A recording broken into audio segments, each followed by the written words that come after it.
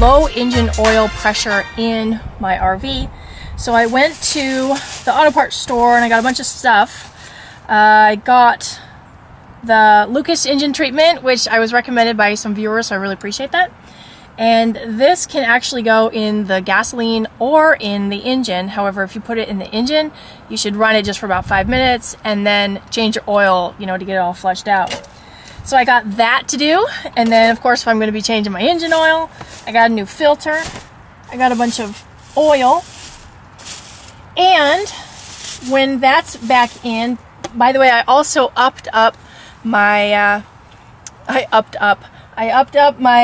engine oil thickness. So I'm at 1040 now to try to help with the pressure.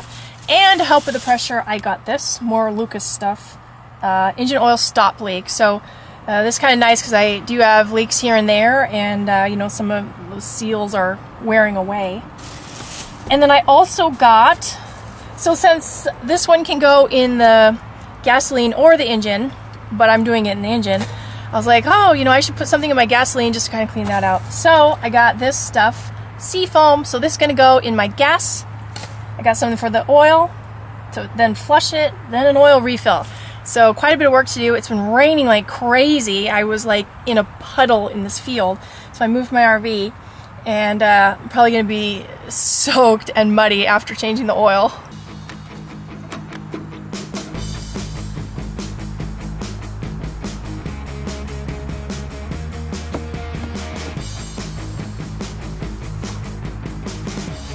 All right, let's start it up.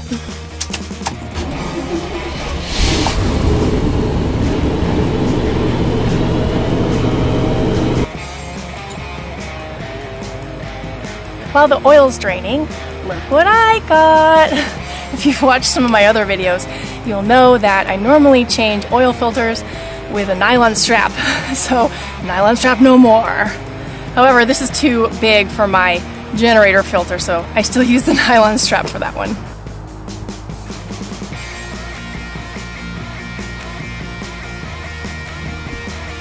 Alright, next step is the stop leak.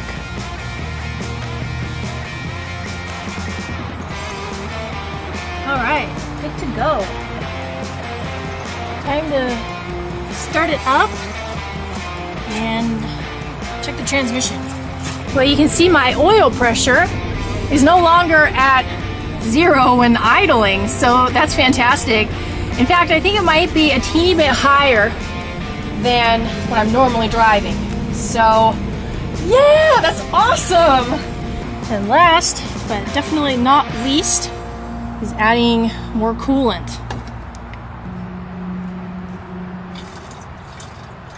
Well, since I put that cleaner in, the cleaner was a little too hard for the generator to take, and it was sputtering, and then it just shut off. So I'm at the gas station trying to fill up my gas tank to reduce the volume of the ratio of that cleaner to gasoline. And then hopefully that will allow the generator to run again on a more gasoline fuel versus a more cleaner ratio fuel. I need to use my generator tonight because it's particularly cold and I'm dry camping, so I can't run my heater off of my batteries. And I cannot run my furnace because my furnace isn't working. Oh.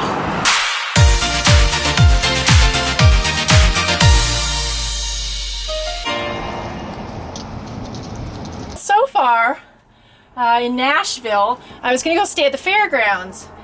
And I was pulling up to the fairgrounds. I'm like, geez, there's a lot of traffic. And I started thinking, I wonder if there's an event. Well, sure enough, it is the, what do they call it? Christmas Village event today. So I forgot it's the weekend. The weekends are probably the worst time to be traveling because that's when everything's kind of happening. And so I thought, well, you know what, maybe I'll skip the things I wanted to see downtown. I'll go farther out of town to Belmead. And I found this church. And I was like, wow, that's a lot of parking spots, you know, to pull in and whatnot. It's a Friday, like, you know, the church parking lot will be empty.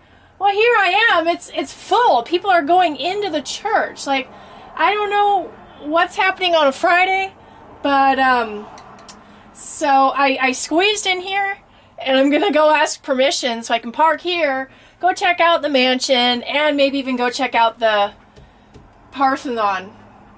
Many thanks to the Methodists, I am allowed to park here, and it won't be overnight.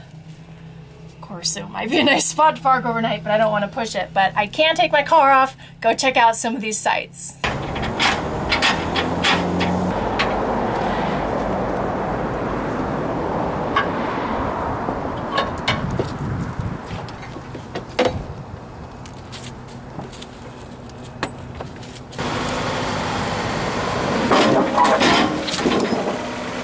Welcome to the Belle Meade Plantation, which is just outside Nashville, Tennessee. It was founded in 1807 as just a log cabin on 250 acres. It quickly grew into a 5,400-acre farm specializing in thoroughbred horse breeding. Many successful race horses throughout the history of horse racing in the U.S. can be traced back to bloodlines originating at Belle Meade Mansion, specifically by Bonnie Scotland. Some of those horses from his pedigree include Man o' War, Seabiscuit, and Secretariat.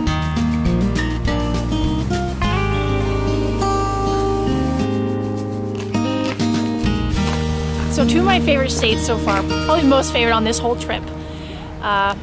Minnesota. First it was Idaho. Well, I went to Idaho Falls, and that was so pretty. So that had to ring in, but I haven't visited much elsewhere in the state.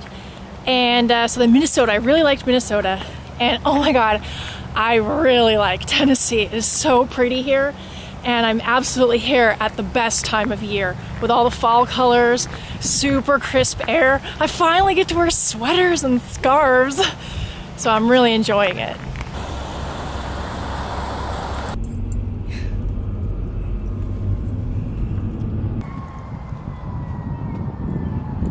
So this Parthenon is a full-scale replica, down to the millimeter exact replica as the one in Athens.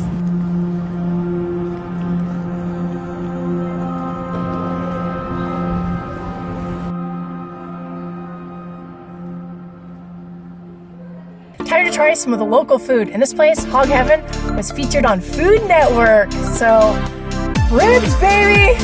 I got the pulled pork plate with mashed potatoes and turnip greens on the side. Holy moly cow, looks tasty. Dang. Bobby was telling me that in his RV, which is where I'm at, he's got this tear that's on the back of his driver's seat. And then he was telling me that just a couple days ago, when he was opening, or either opening or closing his slide, the slide hit it again and tore the seat even further. And I was saying, hey, there's probably actually a cool project in that. So you can see his slide is right here. And when it comes open, if the seat is too far back, the slide's going to hit it and tear the fabric here. So I told him that we should go to the fabric store, pick out something that we can kind of do a little trim or lining on, and make a cover for that so it doesn't show. Plus, it's going to give it some cool character. So I picked out this fabric. Alligator, it's faux alligator. And I think it's going to look pretty awesome in here because you can see on his dashboard, he's got kind of like a marbly wood. So it might pick up on that really well. Plus, it's also got more of a manly man feel that he was requesting. So anyway, time to get started. I've got pieces cut. This is an extra piece actually. And I'm going to begin sewing a strip up here. And then I will sew a strip here onto that strip that's been up here. I'm going to get all cleaned up first because once I get the fabric on, I'm going to use some glue underneath it. So I'm working along, getting each stitch in, and I need to use a little bit of muscle power because the fabric is so thick. I'm using a Leatherman and then pushing down to twist the curved needle through the fabric. Now that the stitching is done all the way around, this piece can be pulled back. The next step is to add the back, which will look roughly like this, but this edge has to be sewed together. So I'm going to flip it inside out, sew it along here so it's got a nice clean hem. I use pins to help me keep the edges even. I'm going to start sewing with the easy part, which is right along the back where it's all flat. No curves yet. This part's a lot easier because I'm not trying to go through the chair fabric. I'm just going through these two pieces of fabric. So I got the stitching done across the front, and by the way, I switched over to a straight needle just because it was easier to go along.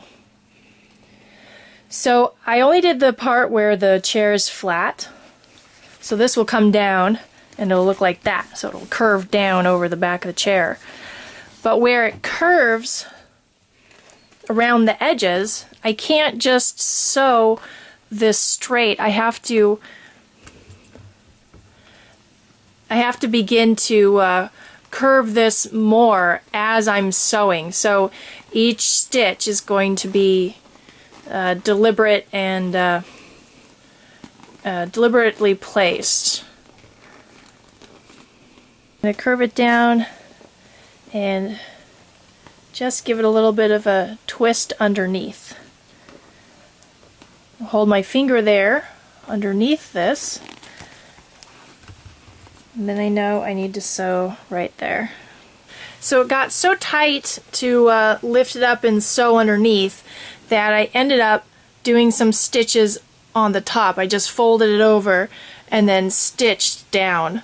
And luckily with this fabric, the stitches in there you can't really see because of the pattern, so it's pretty well camouflaged.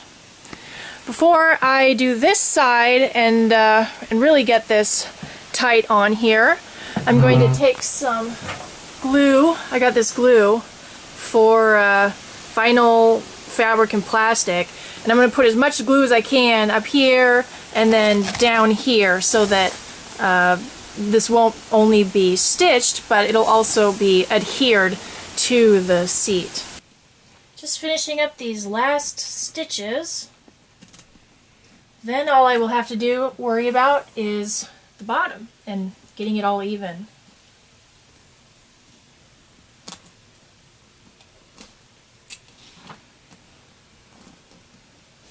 I'm going to let the glue dry that I put under here. Now it's all stitched and ready to go. And then later I'm going to worry about finishing it off.